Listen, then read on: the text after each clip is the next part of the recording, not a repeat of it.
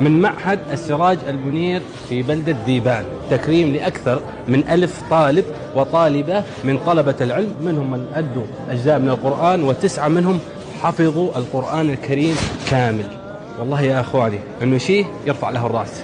هذه مدينة دير الزور وهذه بلدة ذيبان، ما شاء الله تبارك الرحمن. الله سبحانه وتعالى يقول: وفي ذلك فليتنافس المتنافسون. هذا الميدان هو ميدان رباني، وهذا ميدان الله سبحانه وتعالى. والنبي صلى الله عليه وسلم يقول: أهل القرآن أهل الله وخاصته. تيجان والروح والريحان يا دائم الترتيل للذكر والتنزيل بشرى. إنما المشركون نجس فلا يقربوا المسجد الحرام بعد